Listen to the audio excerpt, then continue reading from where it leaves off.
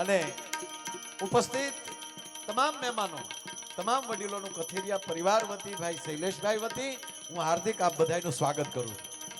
અને એવા ભાવથી બધા જમી કારવીને બેઠા છે. અને આમાં કાંઈ અમારે આમાં ઓલા જેવું તો હોય નહીં કાંઈ કે એટલા વાગે શરૂ અને એટલા વાગે પૂરું, એવું કાંઈ હોય નહીં. આમાં તો જ્યાં સુધી તમને મોજ આવે, મને મોજ આવે. અને એમાં એટલા બધા પરિવાર સાથે બધા બેઠા છે. ઘરનો પ્રોગ્રામ છે, પારિવારિક પ્રોગ્રામ છે, અને એમાંય લગ્નનો પ્રસંગ છે સાહેબ. એટલે આનંદ કેવો છે એ કહું.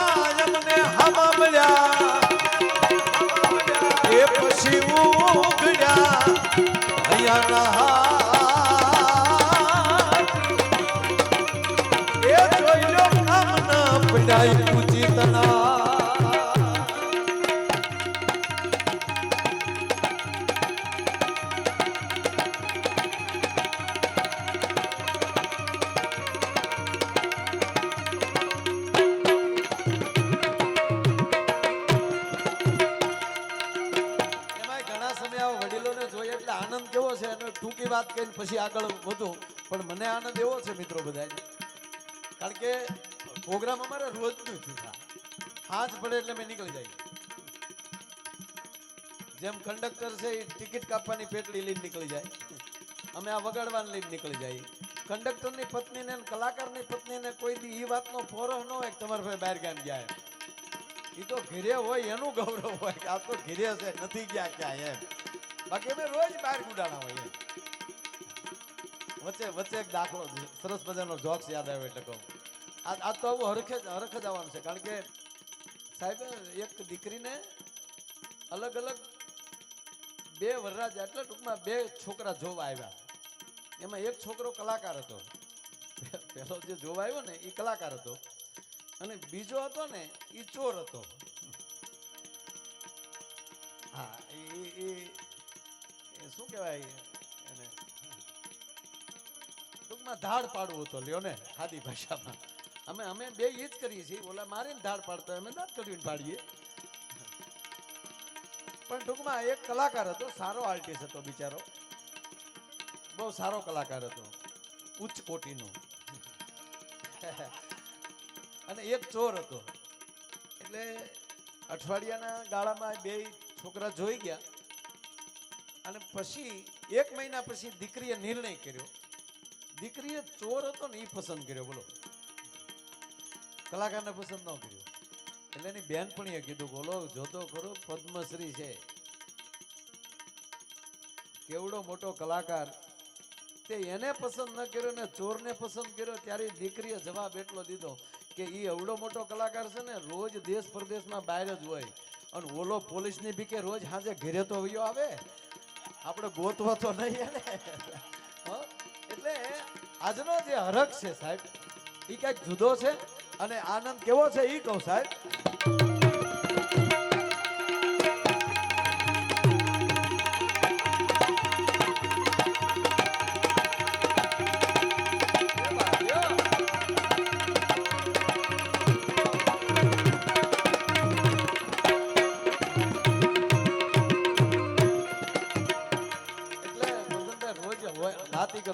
અમે રોજ એના હોય, પણ અમને ફરક એ પડે કે આજે અમને સાંભળવા કોણ બેઠું છે, સામે કોણ બેઠા છે.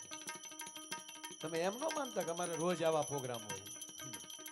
ક્યારેક ક્યારેક તો એવા પ્રોગ્રામ ભાગમાં આવે ને, આજે અમે શરૂ કરી તો સામે એટલે અમને એમ થાય કે દિવસ ભાંગે તો સારું એમ. હા, એવું ન માનતા કે અમારે રોજ આવવું હોય. પણ આજ સાહેબ જેને હોનાની હાકડે બાંધીને લાવો છતાં ના આવે, એ પ્રેમને કાચે તાતળે બંધાઈને શૈલેષભાઈના આમંત્રણને માન આપીને એક પ્રેમને કાચે તાતળે બંધાય. અને અહીંયા જ્યારે બધા એવા હોય, એવા વડીલોની હાજરી છે. અહીંયા હીરાના વેપારીઓ છે, બિલ્ડરો છે. અમુક જગ્યાએ અમારે પ્રોગ્રામ હોય તો ઓડિયન્સમાં કોણ બેઠું એનું નામ ન લેવાય. નામ લેવા જતી કે લેતા નહીં, અમે વોન્ટેડ છીએ. કેમેરા વાળાને કે આમ રાખજો, કેમેરો સાબિત ન કરતા. આવા બધા અમારા પ્રોગ્રામ આવતા હોય. પણ આજ એવા છે કે હોનાને હાકળે બાંધીને, જરાય વખાણ નથી કરતો ગોરધનભાઈ, જેને હોનાને હાકળે બાંધી લાવો છતાં ના આવે એ શૈલેષભાઈના આમંત્રણને માન આપી હગા વાલા, હગાઈ નોખા છે ને વાલાય નોખા છે. હો ગોરધનભાઈ, આપણો પ્રસંગ હોય ને હગા નોખા છે ને વાલાય નોખા છે. હગા કોને કહેવાય? પ્રસંગને ટાણે ઓહલાવી, ઓહલાવી શબ્દ આપણા સૌરાષ્ટ્રના બાપનો છે. એ બહાર ન ખબર પડે. આ અમેરિકામાં જઈને અમે કહે ને ઓહલાવી, તો વોટ મિનિંગ ઓફ ઓહલાવ્યા નો, આનું અંગ્રેજી થાય. હું ઓહલાવ્યા આ કરો, જો હાઠુભાઈ નું અંગ્રેજી કરો, લ્યો, નો થાય યાર. પણ હગા નોખા છે ને વાલા નોખા છે. સગા કોને કહેવાય? પ્રસંગને ટાણે રિહાઈન બેહી જાય એ હગા. અમે નહીં આવીએ, અમને ક્યાં પેલા કીધું હતું. એટલે તમે નહીં આવો તો તમારા બાપ ઢોલ લેવા કે એમ મોર થઈ જાઓ વાટે. અને હકીકત કહું સાહેબ, શુભ પ્રસંગનું આમંત્રણ આવે ને એ આડું આવડું વિચાર્યા વગર શુભ પ્રસંગમાં હરખી કૂદીને આવી જાય ને, એને જીવનમાં પરમાત્મા કાયમ હરખના પ્રસંગો આપતા હોય છે. ભલામાં નહીતર ખરેખર ઘણા જો દીકરાની જાન જૂતી ગઈ હોય મોટા બાપુ નો આવે, બોલો અમે નહીં આવીએ, તારા હાઠું ભાઈ લઈ જાઓ. મોટા બાપુ હાલો, વરરાજો ગાડીમાં બેસી ગયો છે, અમે નહીં આવીએ. એટલે એમ તમે નહીં આવો તો આ કુવારો રહે એમ. તમે નહોતા તેથી દાદા પરણી ગયા છે, તમે નહીં હોવ તેથી દીકરાનો દીકરો ધુબાકા બંધ પડશે. એની કરતા મોજ કરી લ્યો. એટલે આ શુભ પ્રસંગ મોજનો છે. એટલે આજે એવી વ્યક્તિઓ બેઠી છે અમારી. અને વાલા કોને કહેવાય એ કહું સાહેબ. હગામાં થોડું ઘણું, પણ વાલા કોને કહેવાય? કે અહીંથી નીકળે, એટલે હાઈવે ઉપરથી નીકળે અને 5 ગાડીને અહીંયા વળતી જોવે અને કોકને જાણીતો નીકળે કે કોકને કોણ ગયું ગોરધનભાઈ કે હા એ ભાઈ કઈ બાજુ? તો ખબર નથી શૈલેષભાઈની 2 દીકરીઓના લગ્ન છે. એમ હું બારગામ હતો, મને કંકોત્રી દેવા ઘરે આવ્યા જ હોય. મારો ફોન બંધ હતો, નહીતર એને મને ફોન કર્યો જ હોય, પણ બહાર હતો, પરદેશમાં હતો. મારે જાવું જોવે, કીધા વગરનો આવીને અહીંયા કામમાં ભળી જાય, એને વાલા કહેવાય. એમ આજ બધા વાલા થઈને જ્યારે આવ્યા છે ત્યારે અમને હરખ એવો છે ગોરધનભાઈ કે એની વાત કરો માં. કેવો હરખ ઈ કહું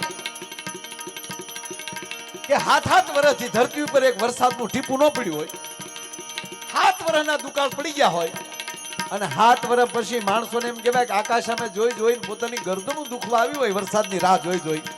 અને 7 વર્ષ પછી આહાડ મહિનો પાછો આવે અને અડધો આહાડ વયો જાય, અને અડધા આહાડે પછી એમ કહેવાય એક ઓતરા દિન એક દખણા દી 2 ગાયની ખરી જેવડી વાદળી આકાશમાં ચડે, અને વાદળી જેથી વિરાટ રૂપ ધારણ કરે ને આપને જેથી એમ કહેવાય હાકડું મળે કરવા, અને તેથી નેપાળી ખોપરા વીજતી વીજળી વરાળ સામ કડક ઢાણા કરતી એમ કહેવાય આપના હાથ કટકા મળે કરવા.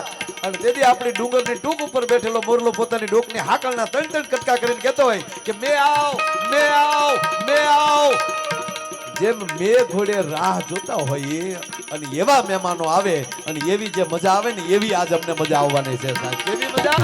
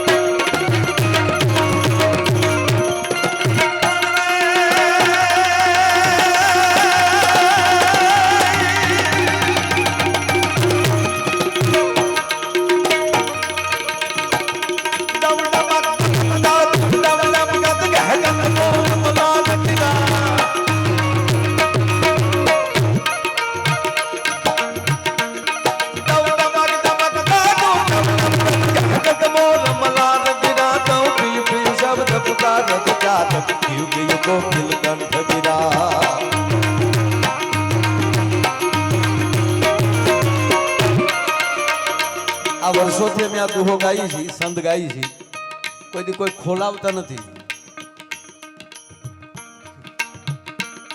ડમ ડમક ડમક દાદુર ડમ ડમ કત કહ કત મોર મલાર ગિરા તમ પિયું પિયું શબ્દ પુકારત જાત પિયું પિયું કોકિલ કન ગિરા તમ ગલડ ગલડ નભ હો ગલડ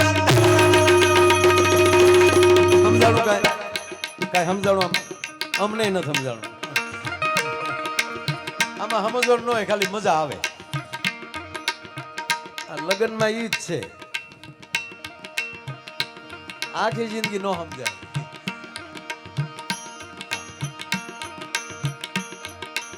પણ તમને સહેજ ખુલાસો કહું, જો અહીંયા વરસાદને પતિ કીધો, ધણી કીધો છે. આ સંદ જે છે ને એ અદ્ભુત છે. ખોલવું વાત ઈ કરતો હું સહેજ ખોલાવું, તમારે આનંદ આવે. ધરતી છે એ સ્ત્રી છે, મેહુલો છે એ પુરુષ છે. ધરતી ગમે એટલી સારી હોય પણ વરસાદ ના આવે તો એની અંદર કઈ ઉગતું નથી. પણ જો ધરતીને વરસાદમાં, આ પુરુષ છે એ વરસાદ છે, આ પુરુષ છે ને આપણે બધા આપણે વરસાદ છે. પાછા એક હરખા વરસાદ ન હોય, કોઈક હરવડે હરવડે આવતો હોય, કોઈ વાવાઝોડા ઘોડે આવતો હોય, કોઈ મધરો મધરો આવતો હોય. હો સાહેબ, પણ કોઈ દી ધરતીમાં ફરક ન પડ્યો. હા, એટલે શબ્દ વાપર્યો છે. પણ છતાં ધરતીના એક એક જીવ રાજી થાય.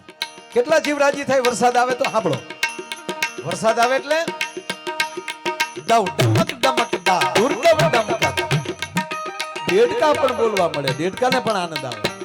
ચોખ્ખું કરજો થોડુંક. ડવ ડમક ડમક દા દુર્ડવ ડમકત ગહકત મોર મલાર ગિરમ. મોરલા પણ મલ્હાર રાગ મળે ગાવા. જો વરસાદ આવ્યો કેટલા રાજી થયા. દવ ડમક ડમક દા દુર્ડવ ડમકત ગહકત મોર મલાર ગિરા. તો પિયું પિયું શબ્દ પુકારત ચાતક. ચાતક છે પિયું પિયું મળે બોલવા, બપૈયો મળે બોલવા. પિયું પિયું શબ્દ પુકારત ચાતક. કિયું કિયું કોકિલ કંઠ ગિરા. કોયલે મળે કિયું કિયું કિયું કરવા. બસ જીવનની મજા એ છે, જેટલું બોલાય એટલું મીઠું બોલો. માણસનો પરિચય પહેલો વહેલો થતો હોય તેની વાણીથી થાય છે, એની ભાષાથી થાય છે. શબ્દ આર હે, શબ્દ પાર હે. એક શબ્દ છે એ મિત્રતા કરાવે છે, એક શબ્દ વેર કરાવે છે. એક શબ્દ છે એ બીજાને રિહાવી શકે છે, એક શબ્દ બીજાને મનાવી શકે છે. એટલે પહેલો એનો પરિચય થતો હોય તો બધો આધાર છે વાણી ઉપર માનવીનો. એવા વેણ કાઢો કોઈના દિલને ઠેસ વાગે. એટલે મીઠું બોલો. કવિ એમ કહે છે, મીઠું બોલીએ ને બહુ મજા આવે. જો આ કોયલ બોલે એ ગમે ને આપણને, એ મીઠું બોલે. પણ હું બોલે એ કઈ ખબર નથી આપણને, એનો શબ્દો નથી સમજાતો. રામ બરોબર સમજાતો હોય હું કેવા માંગે. દેતી હોય આપણને શું ખબર. હે, આપણે આંબા હેઠે ખાટલો રાખીને હુતા હોય, ન્યાય કોયલ કહે છે કે અહીંયા મર્યો, અહીંયા મર્યો. શબ્દ નથી સમજાતો છતાં મીઠું લાગે છે. શું કામ? વાણી મધુર છે. વાત આ છે, મીઠું બોલશું ને તો કાકાને રૂડું લાગશે, ભત્રીજાને રૂડું લાગશે, પરિવારને રૂડું લાગશે. તમે કઈક કહેતા હશો ને તો એમ કે પપ્પાને મજાક કરવાની બહુ ટેવ. આ મીઠું બોલાય ત્યાં સુધીની વાત છે સાહેબ. એટલે કવિ કહે મીઠું બોલો. તવ પિયું પિયું શબ્દ પુકારત ચાતક. પિયું પિયું કોકિલ કંઠ ગિરા.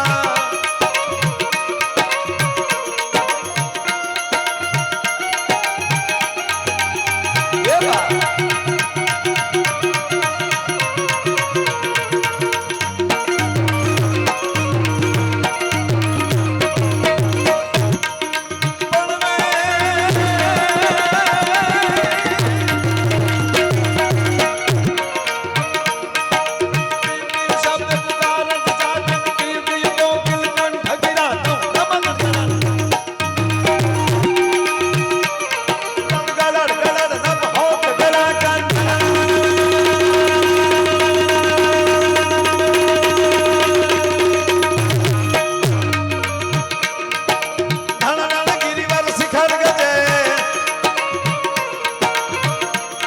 તાવ રોમ જોમ રોમ જોમ રોજ રોમ રોમ રોમ રોમ જોમ બરસત બરસા ઘર ઘર ઘર પર્વતેજી ઘર ઘર ઘર પર્વતેજી ઘર ઘર ઘર પર્વતેજી ઘર ઘર ઘર પર્વતેજી ઘર ઘર ઘર પર્વતેજી ઘર ઘર